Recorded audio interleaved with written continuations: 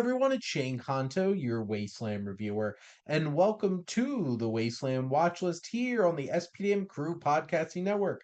And this is my weekly show where we play a little bit of movie roulette, randomly pick a film from my enormous, unnecessarily large watch list, which has basically anything that you can think of, any kind of film, and we talk about it.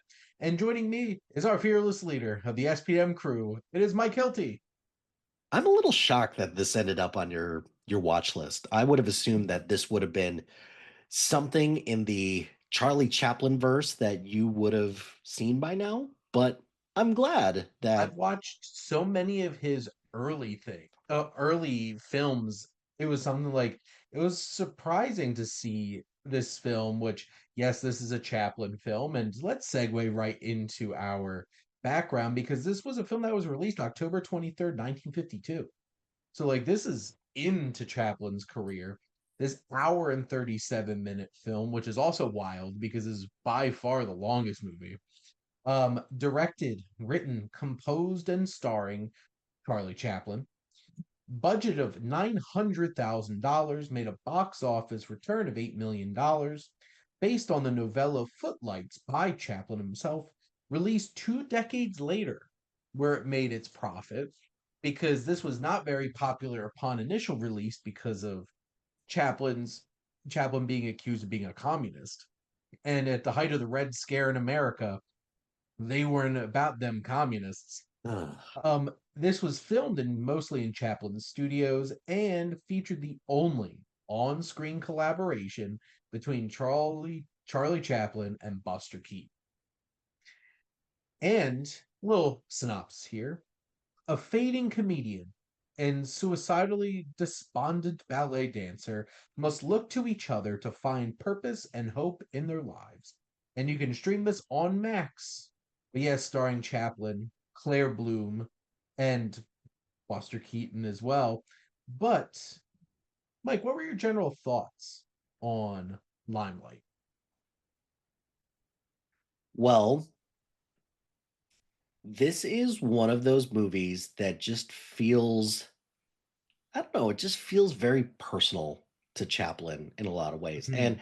given that he wrote, directed, this is based on a story that he wrote, he started it, and this feels, it's like two sides of a coin in a way, Mhm. because this has a lot of the things that you typically remember from Charlie Chaplin.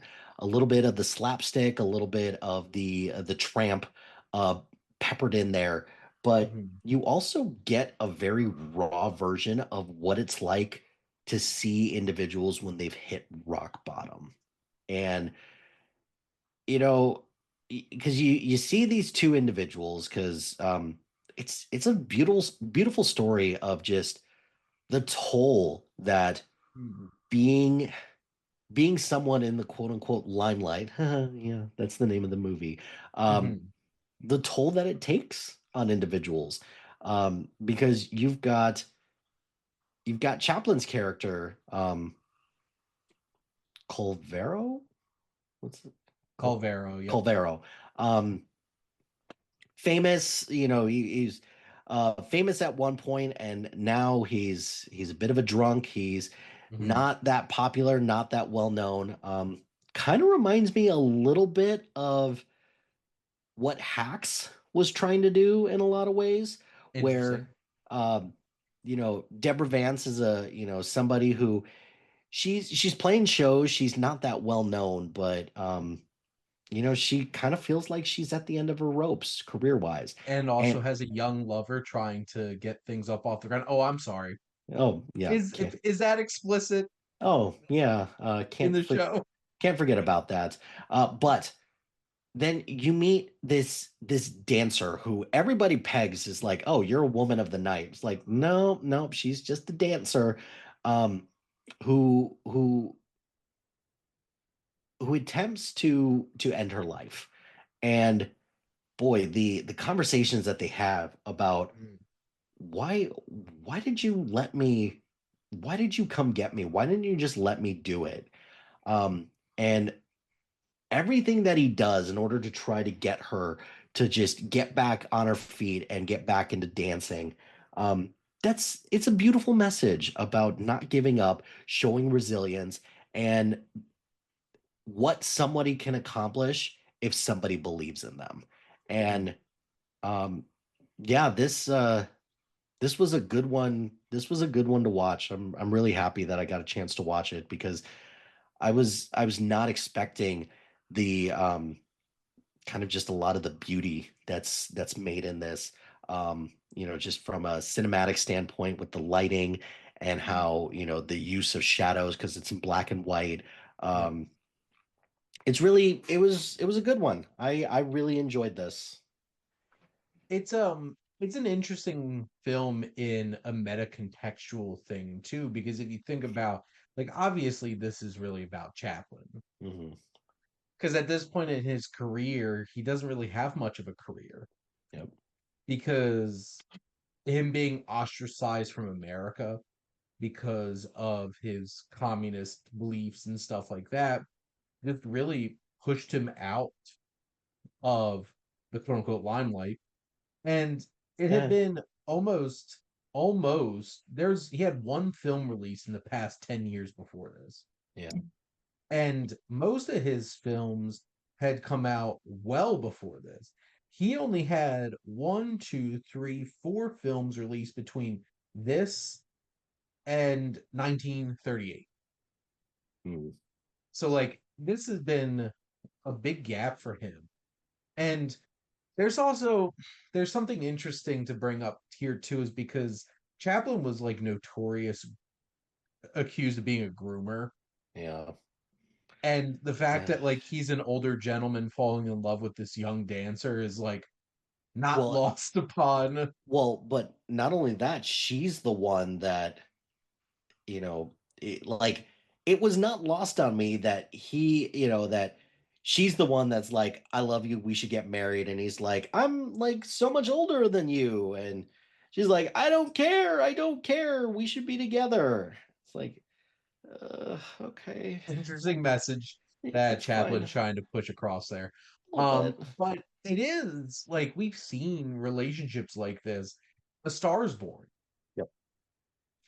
This young woman with a lot of potential, older man over the hill, and their dynamic with that. And like seeing an age inappropriate relationship between an older man and a younger woman in the entertainment industry, not lost. Like it's a pretty common kind of story you see, but it's an interesting dynamic because she has this connection with him because he saved her. Yeah. And is like, is she really in love with Calvero or just feels this connection because what he did? And Well, in her, in like 5% her defense, what he did for her was pretty remarkable, though. Save like she her. wouldn't be alive. She would not be here. But not only that, to open his home up to her as well, because the landlord was like, I'm renting out her place Get now. out of Get here. out, get out. Um, Pretty much nurses her back to health, but also gets her to get back on her feet and get back out there. With a slight caveat, I did not appreciate the slap that he gives her in order to get her on stage when she gets a little bit of stage fright. That was not great, but That was a little Sean Connery a little bit, ish. a little bit. But I get it. He was trying to. Well, no, I don't get it that you don't hit women. I know, but um, He was it's trying to like snap her back into reality. Oops, there goes this is your gravity. chance. This is your Um, chance. Yeah, and it's it's one of those kinds of things where it's like it's shocking and it's moved on upon real quick. a little This bit. is a film Yep. that came out in 1950s. Like seeing men slapping women, like snap out of it. Yeah. Which obviously that was Cher slapping Nicolas Cage from Moonstruck, but like it's the Yeah. same. It's dealing the same kind of Impact. result and Yeah. what they're trying to go with. Yeah. Um, it was not as shocking in 1952, I am sure. I'm sure it And was not, but Yeah. It's interesting to look at now. But it's an interesting dynamic that they have. And then you see Calvero, who takes on a new identity and joins her performance and building up to when he can have his own final show. Because he is somebody who nobody likes in this industry, nobody thinks he's bankable in this industry, and he has to keep fighting and clawing. And why is this movie an hour and 37 minutes? It seems like makes no sense. It's the performances. Yeah. Because this is similar to a musical where they go full-blown performance numbers that are going to just, increase the runtime. Her audition takes forever, but given the context of everything that they were trying to do with it, it was like, okay, that makes sense to showcase that she can actually do this. Um, yeah, it I do love his tramp.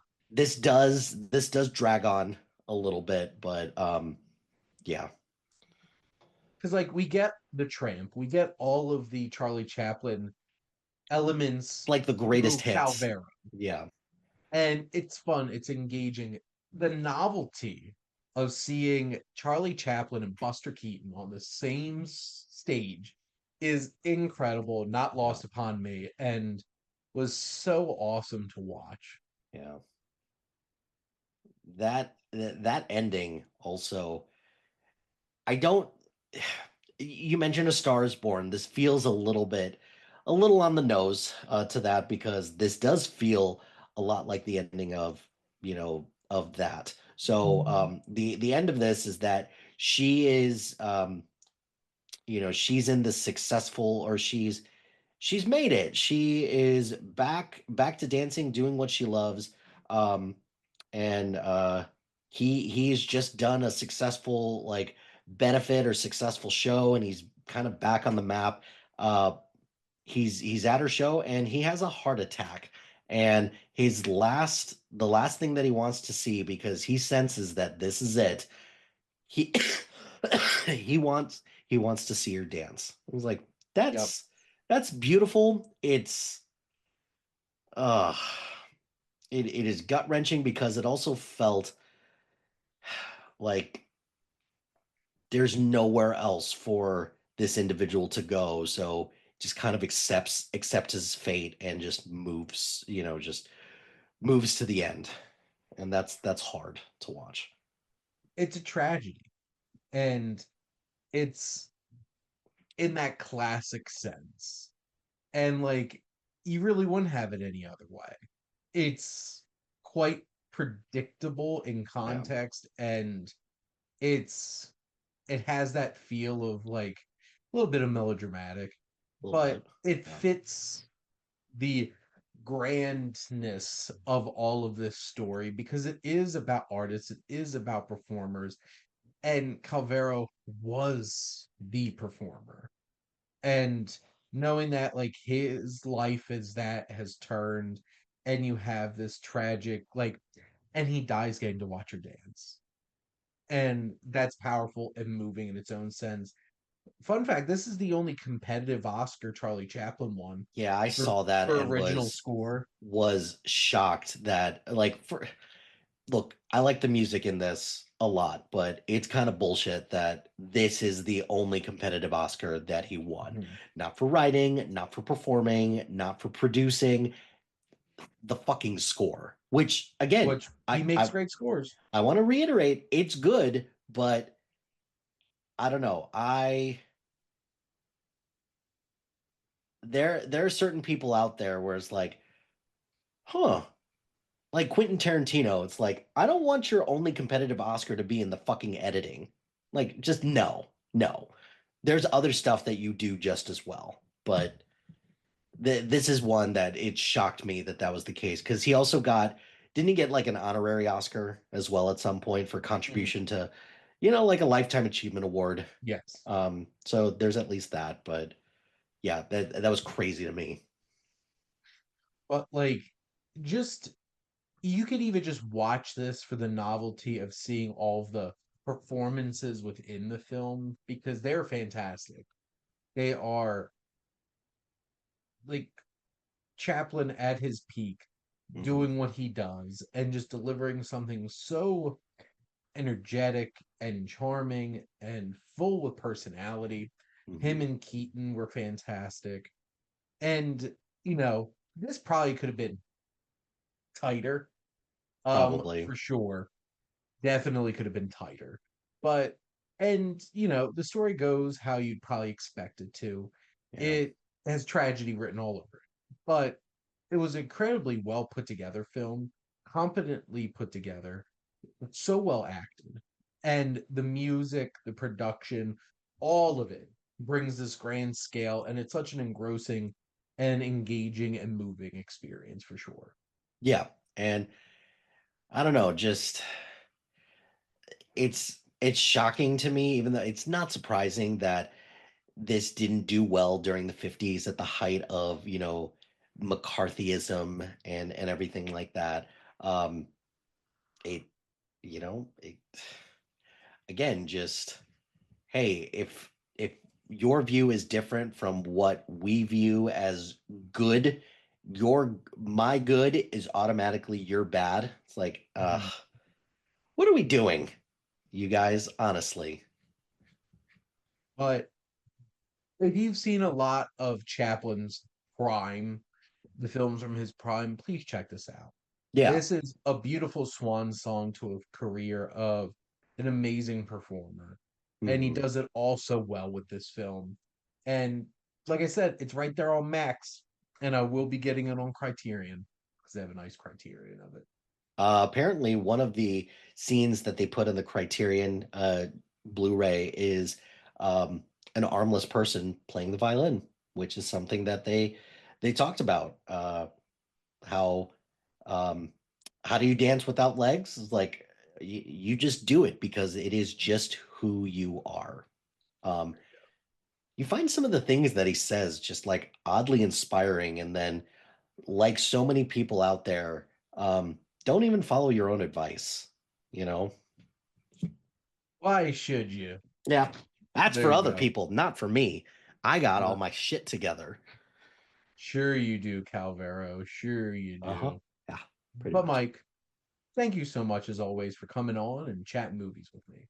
Of course. Thanks for, I guess, the randomizer for picking this one. So There we go. I'll take that, and looking forward to more coming up soon. And this show brought to you by Random Number Generator app on my phone. So there you go.